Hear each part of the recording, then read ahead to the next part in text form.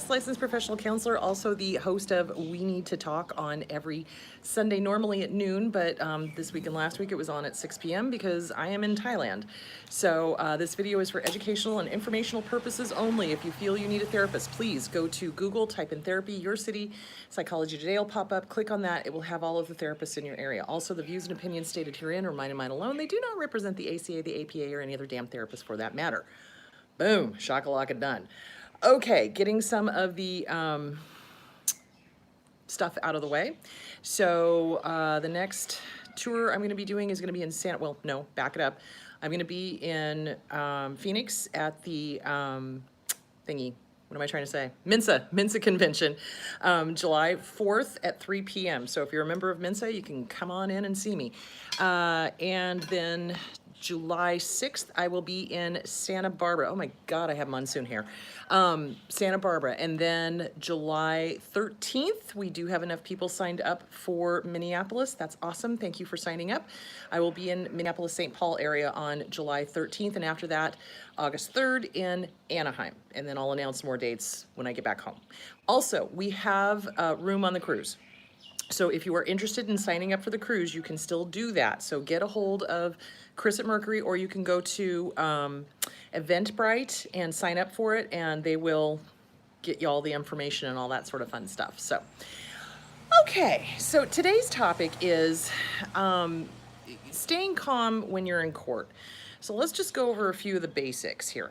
So when we have been abused, we have been trained to respond to our abuser. Seriously, just like a damn dog, seriously. So we have been trained to respond to them, and we've also been trained to defend ourselves. I don't know if you guys have noticed this or not, but when we have been in an abusive relationship, whenever anything goes wrong, we start making, explaining. Well, it went wrong because of this, and it's not my fault, and da-da-da-da-da-da-da-da-da. Because the abuser will jump on anything that's wrong, anything, like even remotely wrong, they'll jump on it and make us wrong for it, and, browbeat us for it. So we've gotten to the point where when things go wrong, we feel the need to defend ourselves because we're trying to show them that we're not the bad guy because they've made us the bad guy. So unfortunately, that does not serve you well in court. So let's talk a little bit about the court system. The court system is filled with narcissists. It is, from judges to attorneys, it's filled with them. And you've got to be really, really careful when you get your attorney. You want to make sure that you've got somebody who isn't a flagrant narcissist. Now, most attorneys have got a certain sense of, what's the word I'm looking for? Self-importance, I think, because it takes a real certain type to become an attorney. It really does, because you have to enjoy going up against people and arguing. You have to really enjoy that. So a lot of attorneys are narcissists themselves. A lot of judges are narcissists themselves. You can't avoid that. But what you can do is you can make sure that the attorney that you have is A, not a narcissist, and B, understands high conflict divorces. Okay, so in the real world, emotions are everything. In the world of the courts, you do not want to be emotional when you are going up against your abuser. Why?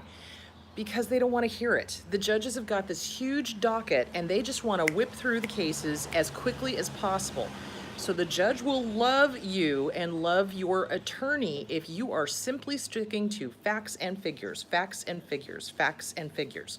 You don't want to go off on the emotional stuff. You do not. Trust me on this one. Judges don't appreciate it. Now, when you are looking for an attorney, a good one is going to be like a poker player. They're not going to show any emotion at all, period. You're not going to be able to read them. That is going to be very, what's the word I'm looking for? Discomforting and or upsetting, because we're used to reading people. We're used to predicting what they're thinking, what they're feeling, so that we can stay safe, right? So a good attorney is like a good poker player. They do not show emotion, okay? So when I send my people to Brent Bryson, who's the guy I send people to in Arizona, because he frickin' rocks the Casbah, he understands high conflict divorce. He understands narcissism. He gets abuse. He understands it. And you can't read him. And I've known this man for years. So it's like, you know, when he's in professional mode, it's like, damn, you just went stealth mode, dude. So he does. He does the total stealth mode, and you cannot read him. And he's that way when he first meets clients too, because he's wanting to hear what's going on, you know, and he's not gonna give anything away. And that's what you want in an attorney. But for some people, it's very off-putting because they're like, oh, you know, he's unemotional. Oh, you know, he doesn't care. Oh no, no, no. Au contraire, he cares very deeply, and that's why he's wanting to make sure that he doesn't give anything to the opposing counsel. Because the opposing counsel, trust me on this, is reading and watching and seeing and trying to figure out what's being thought and what the next step is and da da da da da. It's a game of chess is what it is. So you really don't want to give anything away. And you want to make sure that you have an attorney that's not going to give anything away. So you want an attorney who is high conflict cases ready. Somebody who understands what a high conflict divorce is, who understands narcissism, who knows the court system, who knows the judges, because these guys all go out and play frickin' golf with each other, or they've known each other for years, or they've gone through law school together. So you want somebody who knows the system inside and out. Okay, now, getting to the actual court. So judges don't like emotion. Narcissists don't like emotion. Funny how that works.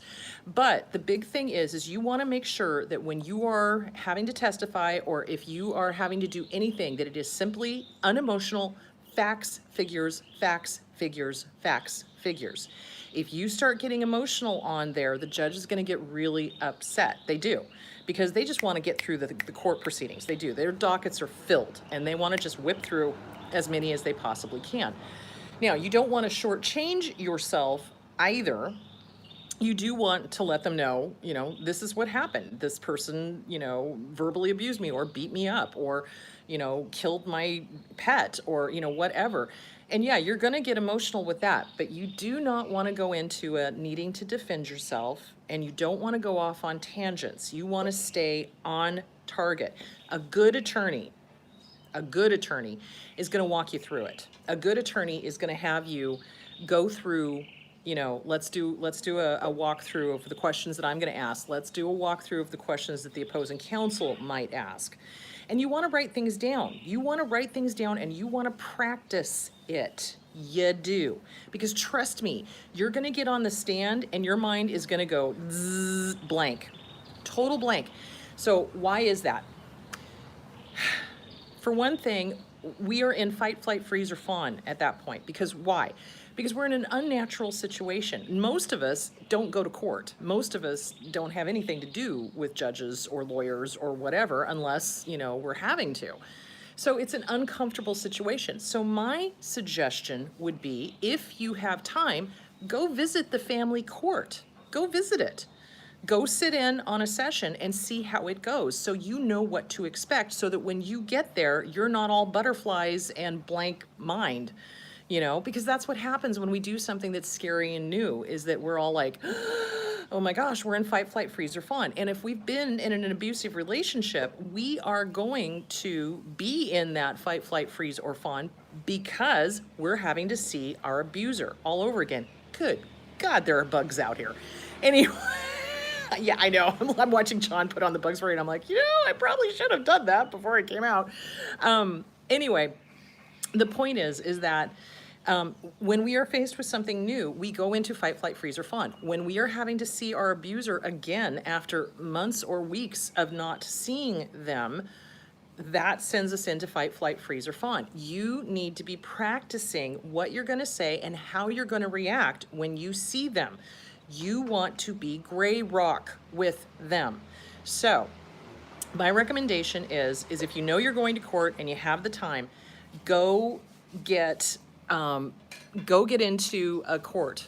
Go see what the court is like. Go visit it, sit in, see how the session goes, so that you know what to expect. That's really the best thing to do.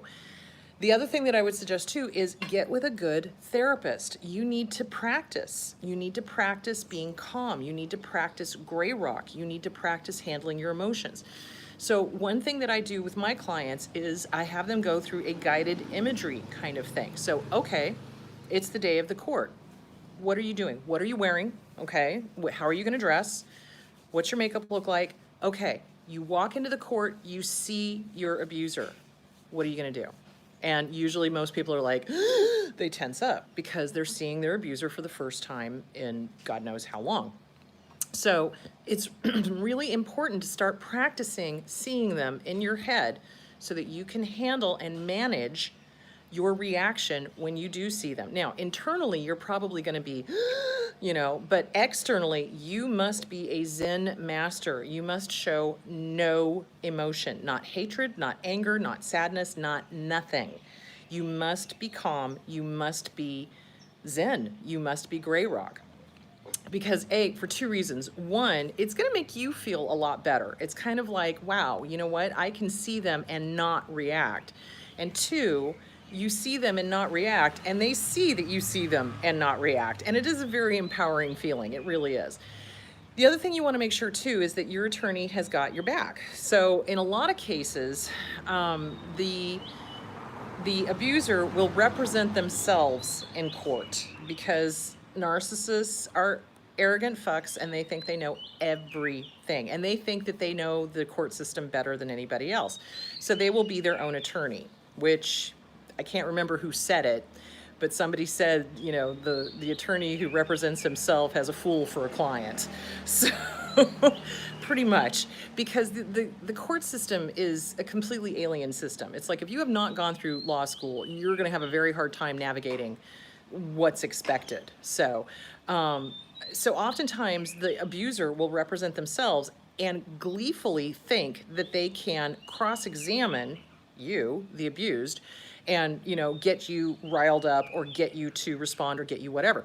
If you've got a good attorney, they're going to be objecting left, right, and center, and they're going to be stymieing this guy, which will piss this guy or girl. Guys, you got to understand, not all abusers are male.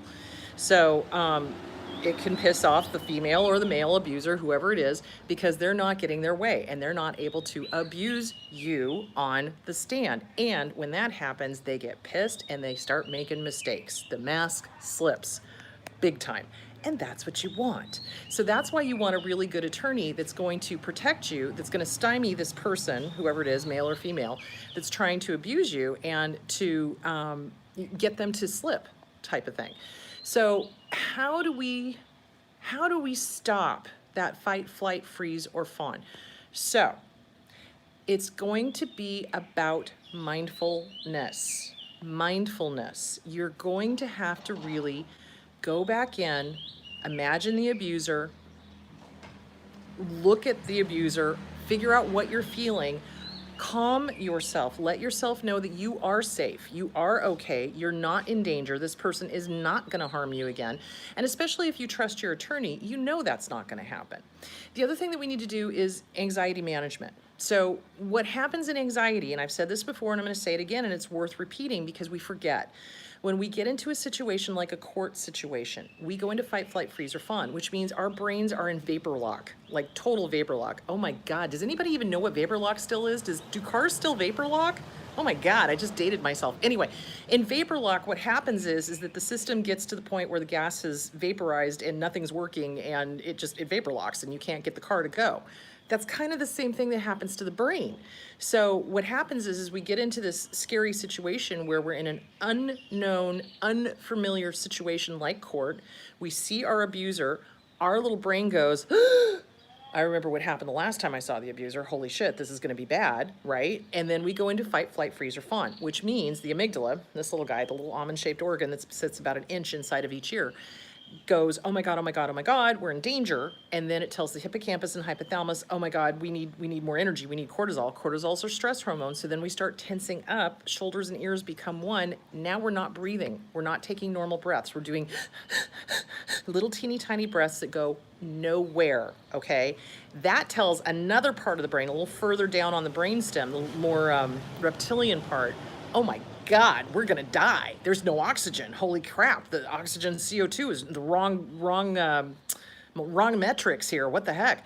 So then that tells the body to release adrenaline. Adrenaline is our, extra energy to get the hell out of there. So our body is like fight, flight, freeze, or fawn. It's ready to run, it's ready to fight, or it's ready to freeze and let the predator go by, or we're gonna give in to it. You don't wanna give in to it.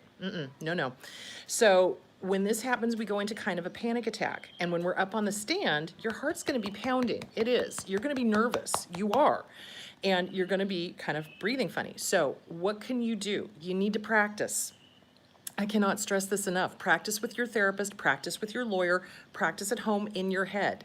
That's why it's important to go see what a courtroom even looks like. So if you can, just even go visit a courtroom to see what it looks like. If you can visit an actual family hearing, go visit it. And I know you're sitting here going, well, I don't have the time, I don't have this, I don't have that. Guys, you don't have the time not to. Because when you are up against your abuser, you need to be on the top of your game, because if you're not, they will eat you alive. And you don't want that. Or their attorney will eat you alive. And you don't want that. You want to make sure that you are calm, you are cool, you are collected. And that is something that people don't think about. When we go into court, we think, okay, well, the attorneys are just going to get up and talk and everything will be fine. Well, for a large part, yeah, the attorneys do get up and talk. But if the opposing attorney is, you know, a typical attorney, they're going to get you up on the stand. And they're going to try to rattle you, and they're trying to get you caught in lies and all sorts of stuff, you know, because the abuser has told their attorney their story, okay? And remember, people tell the story that they can live with. So in their version of it, they're the hero, you're the bad guy. So their attorney is going to try to make you look bad. That's absolutely what they're going to do. I mean, I have been on court cases where I've had judges screaming at me because they're narcissists and they didn't like the fact that I was pointing out what narcissism is. I've also had attorneys screaming at me because I couldn't be rattled. And let me tell you something, it gives me great joy to be Zen master and then watch this attorney literally pop a cork. Like their face got red and they were angry and they were trying to poke at me, and I just sat there. And what is your question? I'm sorry, can you repeat that again? That's the other thing. So when you are on the stand, the attorneys are going to do things like asking multi-parted questions. So one part of the question could be answered yes, and the other part of the question could be answered no. Do not answer. Do not answer. What you want to do is say, I'm sorry, I didn't understand the question. Can you rephrase that? And you keep saying that until they phrase it into a one single question answer. Any attorney will tell you this. So what they're doing is they're trying to make you sound like you're agreeing to the whole statement or that you're disagreeing with the whole statement. So if they are asking a question that could be answered multiply yes and no, I'm sorry, I don't understand the question. Can you rephrase that? And you just keep repeating it until the question becomes a question that you can answer clearly. This is something that attorneys do. And every attorney does it. Good attorneys, bad attorneys, they all do it. So you want to really, really make sure that whatever questions you are getting, they are single answer questions. It's an either yes or a no. And until they get it to the point where it's a yes or a no, you just play dumb. I'm sorry, I don't understand the question. Can you rephrase that? And you just stay calm. And trust me, it's going to make them wind up, and it's going to make them slip, and it's going to show them for the crazy that they are, both the attorney and the opposing person that you're going up against, the abuser, because they don't like being questioned.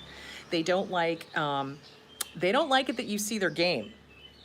So this one court case that I did, this attorney was clinically, there's an issue going on. I don't know for sure. I'm guessing a personality disorder. But the calmer I got, the more wound up he got, and the more the judge didn't like him. So that's what you want. You want to stay absolutely calm. You want to stay absolutely cool, absolutely collected. And they will phrase things trying to make you sound crazy and trying to make you sound like a liar and trying to make you sound X, Y, and Z. Again, you stay calm and you answer truthfully, but you only answer questions that are clear yes or no's. And your attorney should be going over this with you. And this is what pisses me off, is that a lot of attorneys don't. They don't really, they don't really prepare their, I got bugs. No, I'm good. I think right now it's just flies, so I'm okay. If it turns into mosquitoes, yeah, then I'm gonna be like, so most attorneys should be prepping you for what to expect and how this is gonna go down and how the opposing counsel is going to act. like I said, most attorneys know each other. It's like they all went to law school together. They go to the same functions together. A little bit like therapists. It's like we don't all know each other, but we know of each other, kind of thing. So so they should be prepping you for this. They should be getting you prepared for, you know, what's going to happen, and to be prepared to really stay calm and really stay zen and really ask for clarification. And it's perfectly okay for you to just sit there and go, I'm sorry, I don't understand. Can you rephrase? I'm sorry. Can you rephrase that question? I'm not quite sure what you're asking. And you just keep doing that until you get it down to a yes or no answer type of thing. Okay, so let me see. What else can I prep you for? So, calming yourself. This is where meditation comes in handy.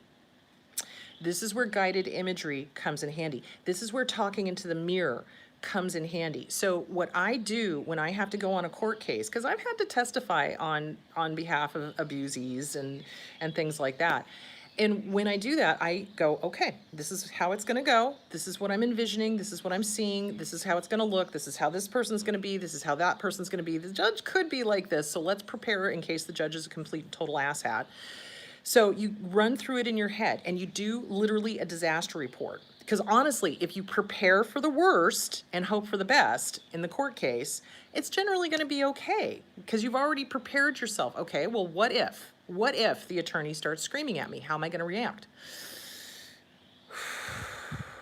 I'm going to be calm, and I'm going to make it very clear to my attorney that I do not want to be screamed at because I've got CPTSD. Hello.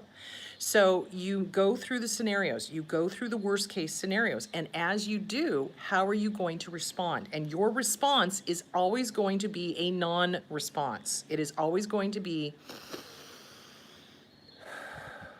I'm sorry, I don't understand the question. Can you rephrase that?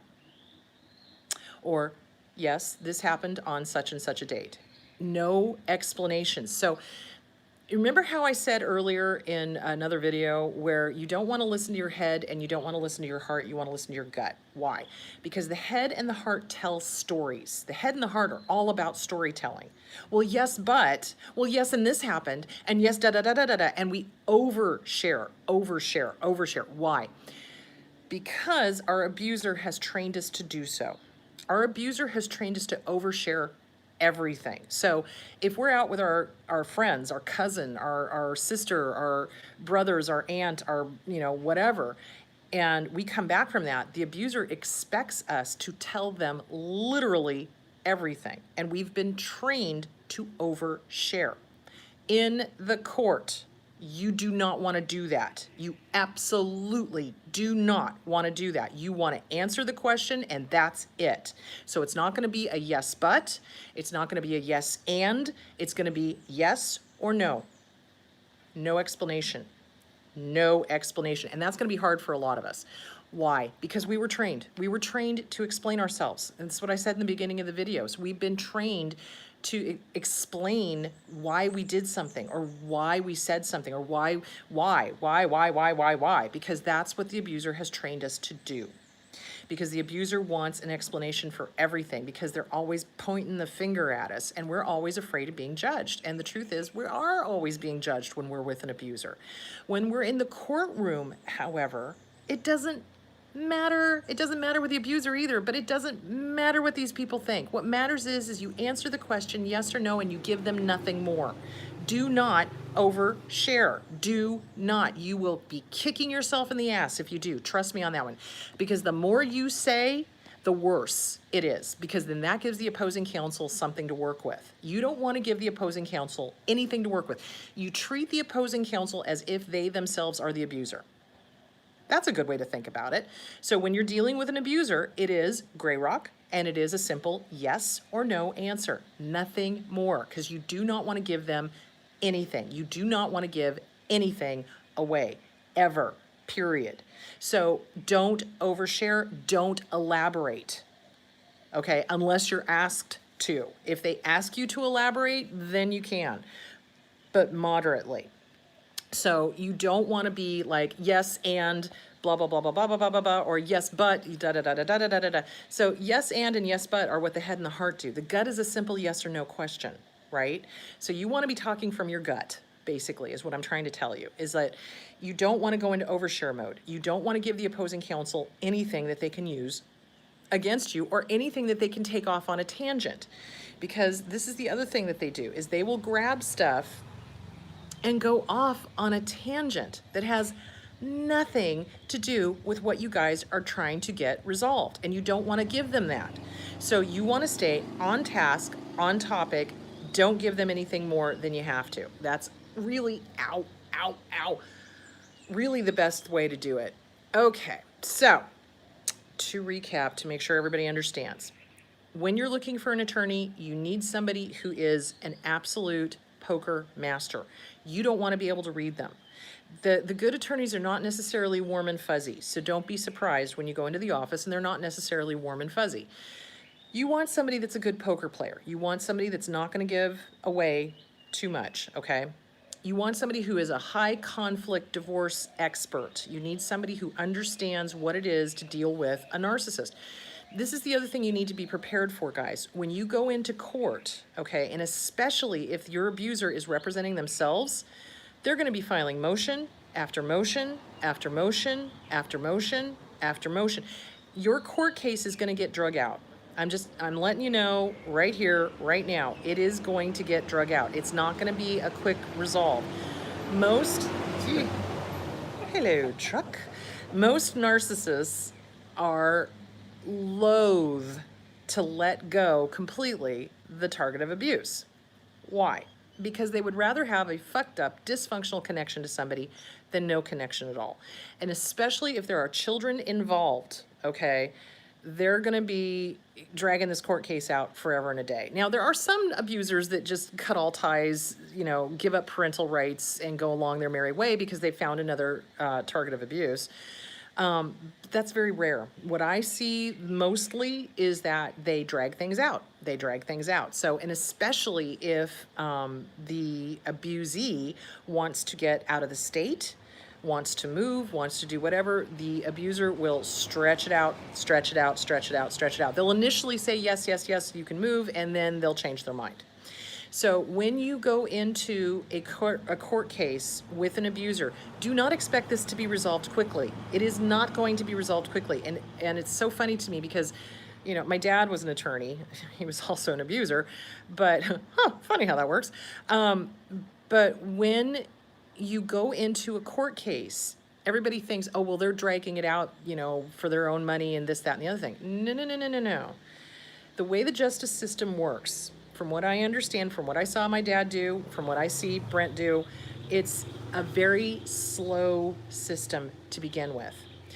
You add on top of that an abuser who's interested in controlling and manipulating, who's going to be asking their attorney to file motion after motion, or if they are representing themselves, are just going to be throwing motions at the wall and seeing what sticks, okay? They like the drama. Because this really, it's a courtroom drama. It really is. It's like you've got the stage and you've got your platform and the narcissist has a place to talk and they love it. They love it. So they will drag it out because they're the star of the show in their minds. So they'll drag it out, drag it out, drag it out. And they'll file motion after motion after motion after motion. Now, here's the other thing you need to know. I have no idea what's going on back there. That's a little scary. Here's the other thing you need to know. If there are children involved, okay, and it is a custody battle, it is really going to be drug out. Because, again, they don't see the kids as kids. They see the kids as objects to be used. And the kids are usually used as pawns to try to drag out the proceedings or to have contact with the abusee, okay? So they use the children as a way to maintain contact. What I recommend is if you are going through a divorce and a custody with an abuser, you want to make sure that you demand some form of evaluation. Like seriously, like get a good evaluator to evaluate everybody in the family and kind of help decide custody. Because if you get a good evaluator, they're going to see that the person is an abuser and they're going to get it. What happens though, in some cases, is the evaluator may be good, but if the children are too afraid to talk, if the children are too afraid to speak the truth, if the children are afraid of making dad angry or mom angry or whatever, when the evaluator's talking to them, they may not tell the whole story. They may not tell their truth to the evaluator.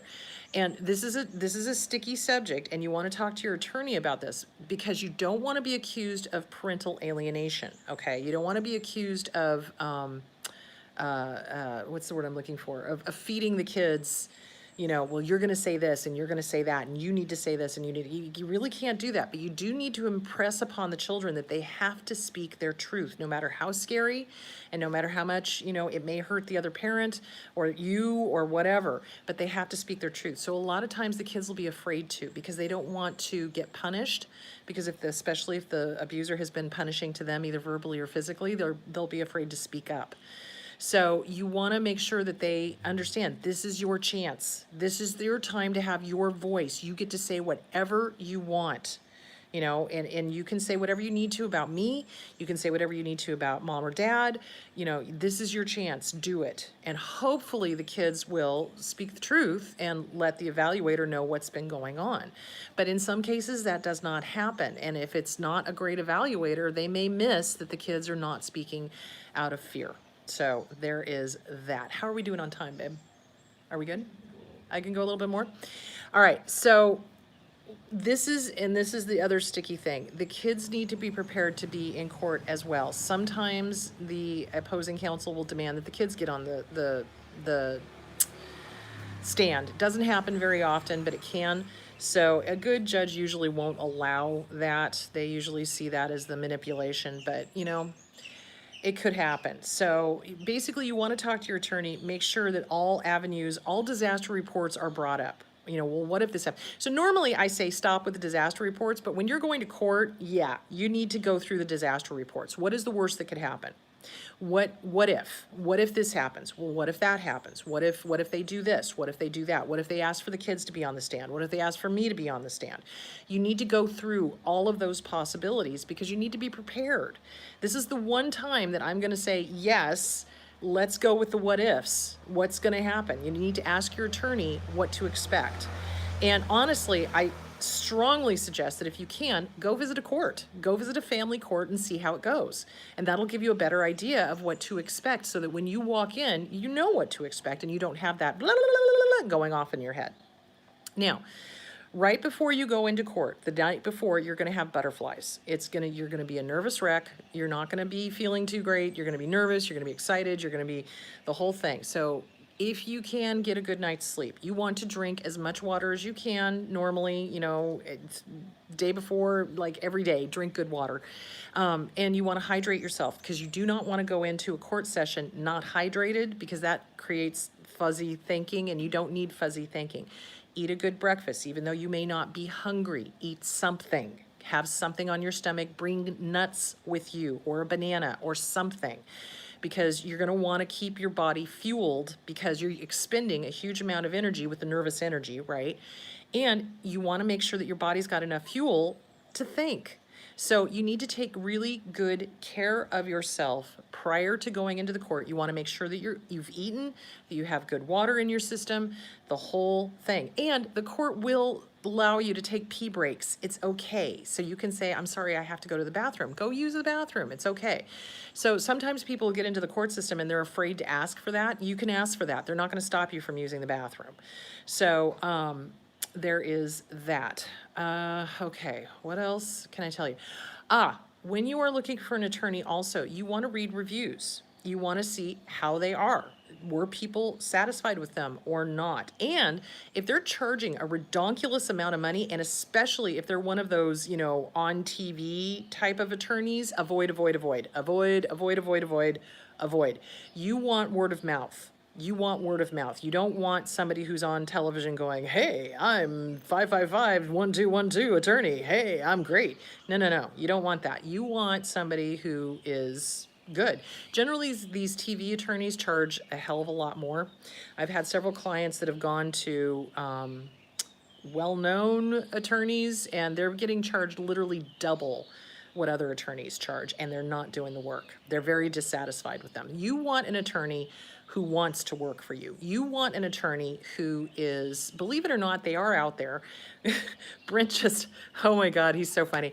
He posted a picture of a guy who had been an abuser. He was an abuser, and he had killed the family pets. And on his post, he said, "Oh, please, please let me represent the wife in this, please," because he wanted to go after the guy because he's a pet lover like I am. So you want an attorney who's got a heart. You want an attorney who's got a soul. You want an attorney who knows what they're doing and that are doing it because A, yes, they need to make money, but two, they're doing it because they believe in what they're doing. And that's the kind of attorney you want. So, okay, I think I am ready to take questions. Okay, the first question. First question.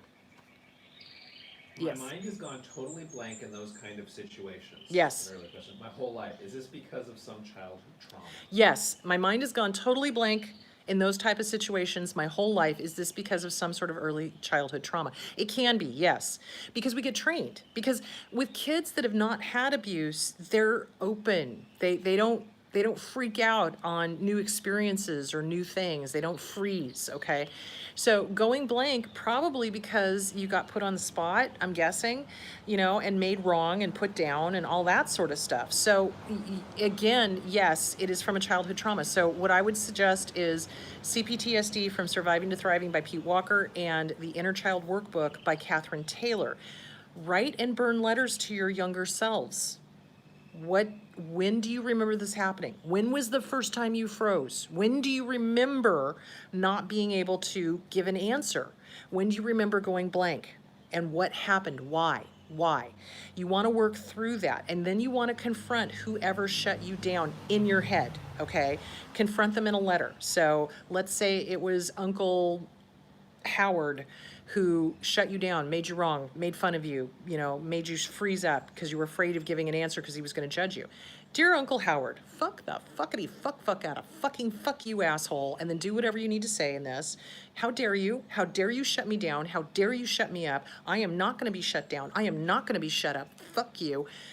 Go fuck yourself sideways with an unlubricated baseball bat. Love me. And then go burn it. Burn it. Take your power back.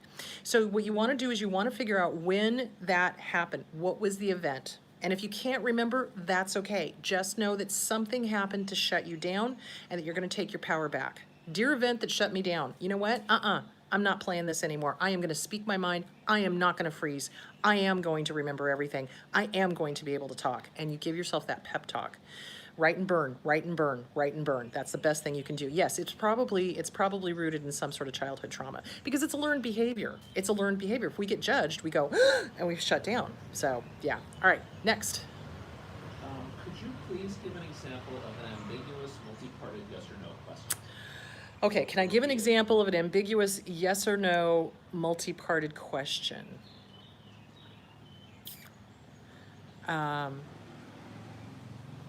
Okay, so this is kind of a simplistic one, but it's going to be something along the lines of, well, you were married to Bill for 25 years and you abused him, right? So you were married to Bill for 25 years. Well, yes. And you abused him? No. So that's when you go, I'm sorry, can you rephrase that? They're not going to like that. But that's what you're going to do. So what they do is they ask a yes question or a no question in front, and then they do a yes or a no question in back. So it'll be something like, you work as a secretary and you drive a Ferrari when you don't.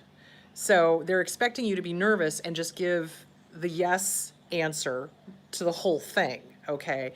And what you want to do is you want to go, I'm sorry, that was a yes and a no question. Can you please rephrase that? Or, I'm sorry, I don't understand. Can you please rephrase that? So that kind of question is they'll give you something that you would say yes to and then something you would say no to. And they're hoping that you're just going to give the yes to the whole thing or the no to the whole thing. So you want to be very careful of multi yes or no questions. And you just go, I'm sorry, I don't understand. Can you rephrase that? And they'll know. They'll know. The second you do that, they're going to be like, damn it, she's on to me. Or he's on to me. Yeah, absolutely. So it's the second you say, I'm sorry, I don't understand, can you rephrase? they'll know. So, and you do that if you really don't understand the question. Here's the thing. You want to be careful of people pleasing, guys. People pleasing has no place in the courtroom. You're not there to please the opposing counsel. Fuck the opposing counsel. You're not there to please the judge. Ugh. You know, so you're there to tell your story, and you're there to get your divorce, and you're there to get your custody issue handled. You're not there to please the opposing counsel. And trust me on this one, the people pleasing thing is going to pop up really bad and really hard. And it's going to be like, oh, but we need to give him the answer he wants, or we need to give her the answer she wants. This is what I need you to practice on, guys. The Disease to Please by Harriet Breaker. Codependent No More by Melanie Beattie. Beyond Codependent No More, also by Melanie Beattie. Because we're going to be wanting to please the opposing counsel. We're going to be wanting to please the judge. We don't have time for that. We don't. And we can't risk our children. We cannot risk our, settlement or whatever. You can't. So be on the lookout for that people-pleasing thing, okay? The second you are finding yourself wanting to please the opposing counsel or please the judge, take a deep breath. Nope, I don't have to do that. I am here to tell my story. Breathe, breathe. Remind yourself it's okay to say, no, I don't have to please that person. No, I don't have to please the judge. No, not going to do that. Really important. Okay, next. Even if they get angry, because they're going to pretend to get angry, right? Yeah, they're going to pretend to get angry. And it's an act. These guys really deserve a frickin' Academy Award, every single last one of them. So they're going to pretend to be angry. They're going to yell. I had this one attorney was batshit crazy. And he was like almost standing up on the, a la Tom Cruise on the couch, screaming and yelling and all this sort of stuff. And I could just see the judge and my attorney looking at the guy going, okay, crazy. It didn't work well. It didn't go in his favor. So that's what you want. You want to get the opposing counsel so riled up that they totally let the mask slip. And yeah. So they are going to poke your buttons. They're going to poke the bear. They're going to poke the bear trying to get you to react. You must be calm. You must be gray rock. I'm sorry, I don't understand the question. Can you please repeat it? Or can you please rephrase it? That's what you want to do. Okay, next. Next question is, if the attorney asks a question that clearly paints you in a bad light, how do you not give details? So, for instance, the attorney asks, "Were you drinking last night?" Yes, but it was only one drink, and Okay, so what you're going to do is you're going to keep it to a minimum. 1 glass of wine. That's it. Just 1 glass of wine. Instead of saying yes or no. Instead of saying yes or no. So you're going to have to think fast on your feet. This is the game that's played in the courtrooms across America, is you've got to be fast on your feet. You do, which is part of the reason why I really enjoy it, because I am fast on my feet and I like outsmarting these fuckers. So, especially if they're representing an abuser. So you've got to be fast on your feet, and you've got to know that it's a game. It's a game, and that's why targets of abuse freeze up on the stand, because the way the opposing attorney phrases questions is exactly how our abusers would condemn us. So we get kicked into, I gotta defend myself, I gotta defend myself. No, you don't. You don't, and you don't have to please this person. Were you drinking last night? I had 1 glass of wine. There's your answer, What's he going to say to that? Yes, he could try to spin it, but if you've got a good attorney, the attorney is going to be like, okay, she answered your question, back off. And that's why I love Brent. I've seen him do that. So like if the attorney starts badgering the witness, he'll be like, objection, the question was answered, Your Honor. This is badgering, So yeah, if you've got a good attorney, they'll be able to shut him down. But you've got to think fast on your feet. And if it's that kind of question and you have that impulse to defend yourself, you have the right to take as long as you need to answer that question. So what I recommend, seriously, have water with you on the stand, because you can. And when they ask you a question, you pause.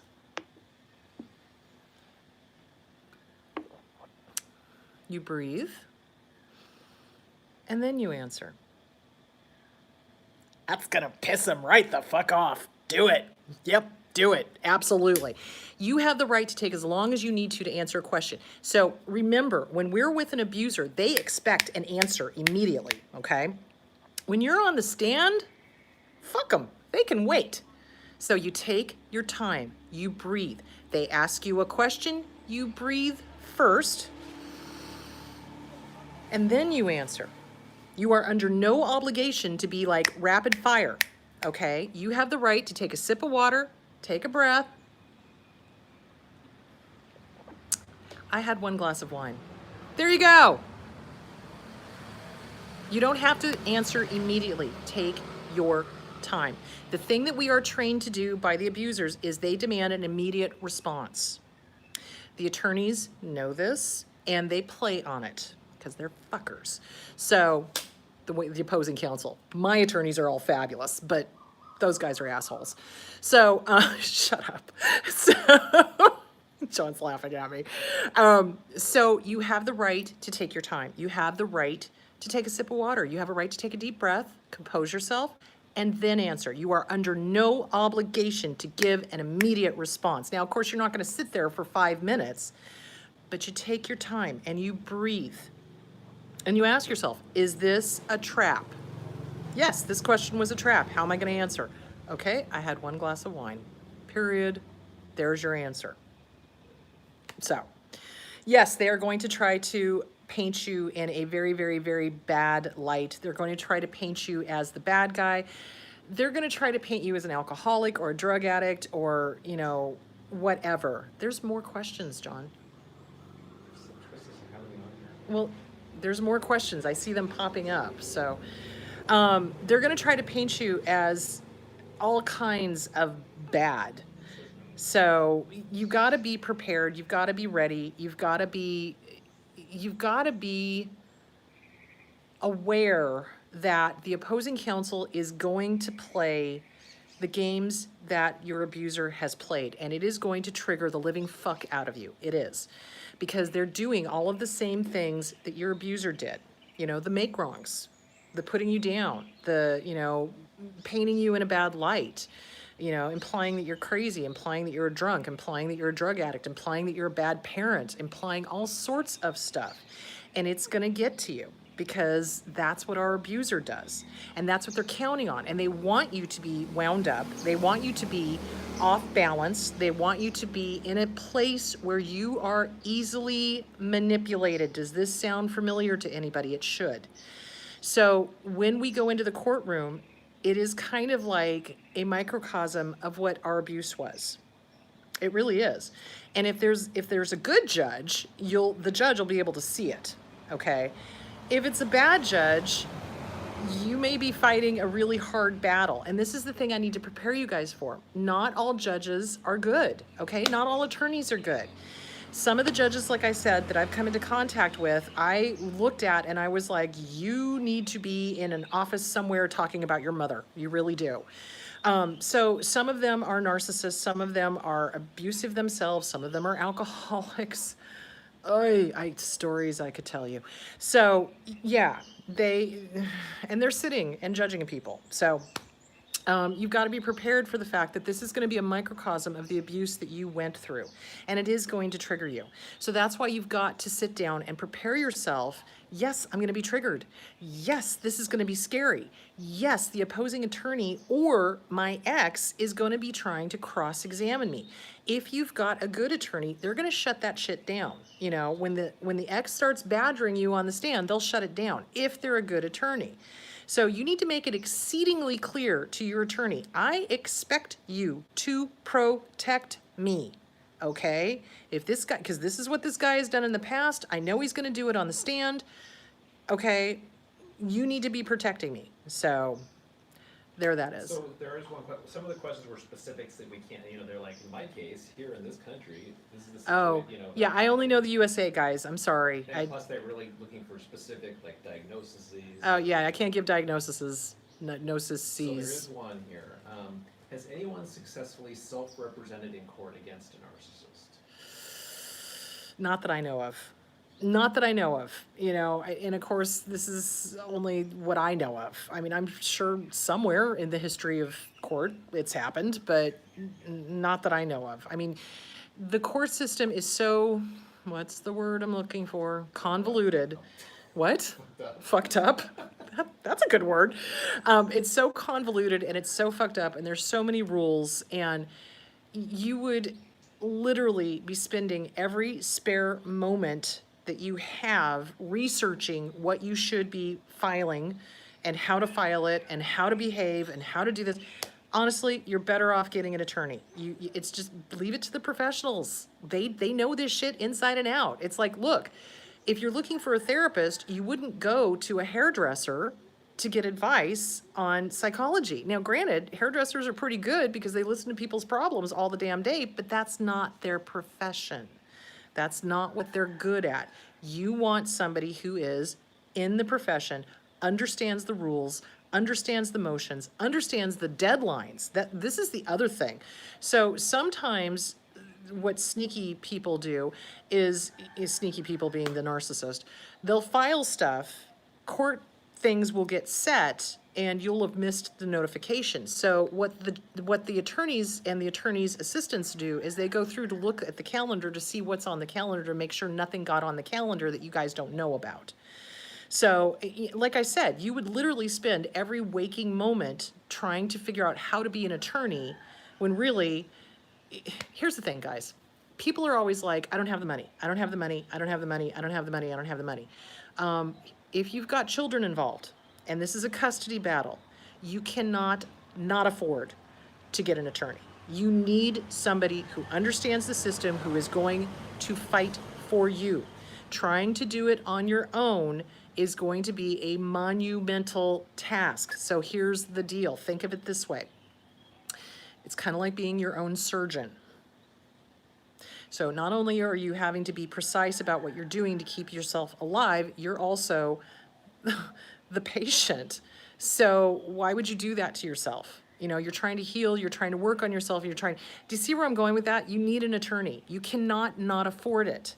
So what I tell people is hawk whatever you can. Literally, hawk whatever you can, borrow whatever money you can, take out a fucking loan, do it. Now, like I said, if you've got an attorney who's charging you like $10,000 off the bat, there's something hinky.